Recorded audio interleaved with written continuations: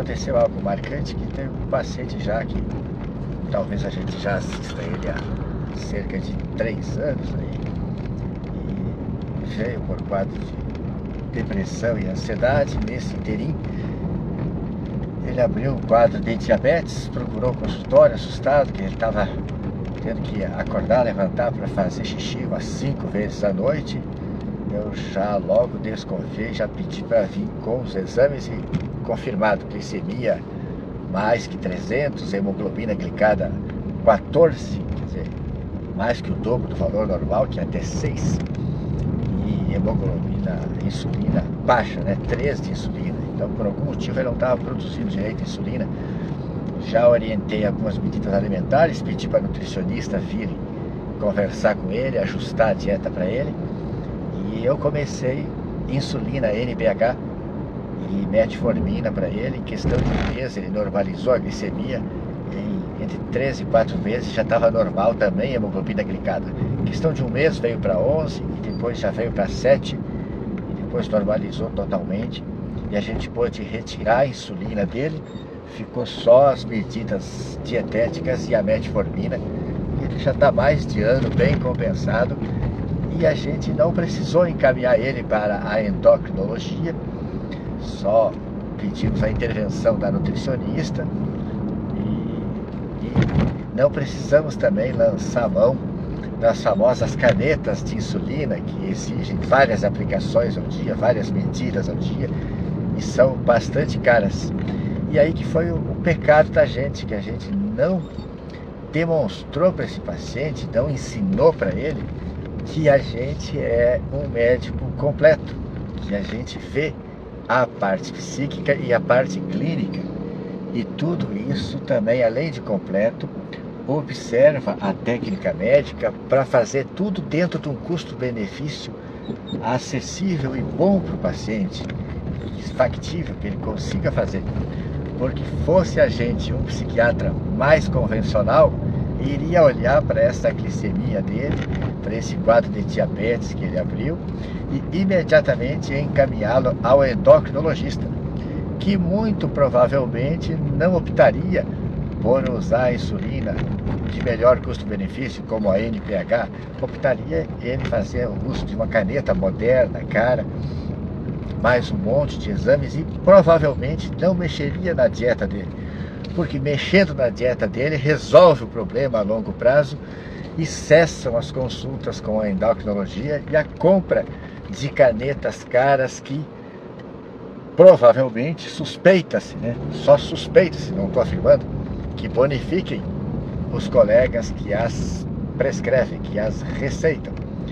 Então, eu sinto que eu falhei com esse paciente porque eu não demonstrei isso para ele. Porque ele vem para as consultas a cada 4 ou 6 meses, está tudo compensado, faz o uso do remédio controlado dele, faz o uso dos suplementos dele, está usando a metformina, o diabetes continua controlado com as medidas alimentares e a metformina, e eu não demonstrei para ele o quanto a gente foi vantajoso para ele, tendo com um médico resolvido os problemas clínicos e psíquicos e de uma forma viável, factível, sem inventar firulas com medicamentos de lançamento ou caro. E por que eu estou falando tudo isso? Porque a gente esperava esse paciente para uma consulta recentemente e a gente notou que, eu vi o nome dele na agenda, notei que não passou a semana, eu não tinha atendido, eu fui olhar nas conversas do WhatsApp o que aconteceu, e a menina no consultório, quando confirmou a vinda dele, passou a questão do novo valor, que a gente teve um reajuste, né, no final do ano para cá, e ele fez uma resposta de exclamação ali, né, que teria ficado espantado, e disse: nossa, tudo isso é assalto à mão armada, né? Teve um reajuste de cerca de 25, 30%. Vou ter que desmarcar. E desmarcou e não veio. E aí eu assumo toda a culpa por isso, porque apesar da gente ter auferido dele somente a renda das consultas, mas eu tenho certeza que o valor entregue para ele foi muito maior. Que ao valor de uma consulta a gente resolveu os problemas psíquicos, os problemas clínicos que surgiram com diabetes. E eu tenho a impressão de que se a gente declinasse de cuidar da parte clínica e enviasse ele ao endocrinologista, menos que R$5.000 entre novos exames, consulta e a caneta moderna de insulina, ele não gastaria menos que R$5.000. Isso é suficiente para pagar cerca de 2 anos de consulta com o Dr. Toledo. E a gente não esclareceu isso para ele. A gente, por não ter esclarecido para ele, agora a gente vai deixar ele desgarrar. E eu tenho certeza que os colegas não vão deixar ele com medicações de receita custo-benefício, porque eu sei bem que os colegas são muito comprometidos com as medicações modernas. Outro paciente agora que veio na consulta de retorno e se disse maravilhado, que, meu Deus, a medicação foi como tirar com a mão, aliviou a ansiedade. Ele estava muito ansioso, foi uma consulta até difícil, porque ele estava muito ansioso, pensando em todas as hipóteses que podia dar errado, e eu prescrevi para ele um ansiolítico antigo, o Limpidol. Ele ficou maravilhado com a ação do remédio, gostou muito do resultado, mas me disse que teve dificuldade para encontrar. Eu disse para ele, é porque é muito barato, as farmácias quase não compram. E é isso mesmo, doutor, o farmacêutico me falou que não sabe como que não tiraram esse remédio de circulação, que custa R$12. E eu disse, algum paciente já me falou que quando foi comprar um remédio não botou fé, porque era muito barato. Mas então o recado é isso, quero que você pense a questão assim do valor da consulta. Você pode às vezes achar caro, mas você precisa observar o que o médico te entrega, o que ele faz para você, o quanto ele resolve, ou se as receitas dele e as solicitações de exame dele visam a dar lucro, às vezes até para a esposa dele, que é a dona do laboratório, ou então lucro para a indústria farmacêutica que o presenteia com brindes, né?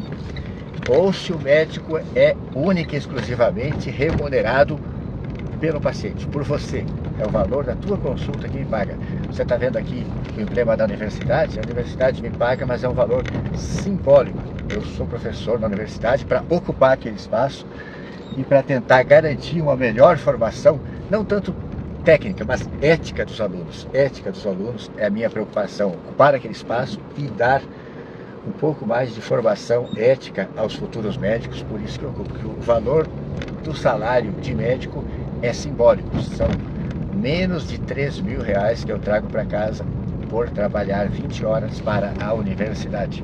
Porque ao médico ter uma especialização ou 2 especializações como eu tenho, não tem nenhum valor para a universidade. Eles só melhoram o salário de quem tem mestrado e doutorado. E ao médico não adianta de nada ter mestrado ou doutorado. O médico se torna mais efetivo quanto mais especialização ele tem. Eu tenho 2 e a universidade não reconhece isso. Bom, cheguei. Espero que vocês entendam o porquê dessa indignação, mas eu assumo a culpa. Eu não consegui mostrar o valor que eu entregava para o paciente, por isso esse paciente vai desgarrar. E eu tenho certeza que ele não vai ser tão bem tratado tecnicamente por aí fora e com uma relação custo-benefício tão boa quanto a gente sabe fazer. Grande abraço.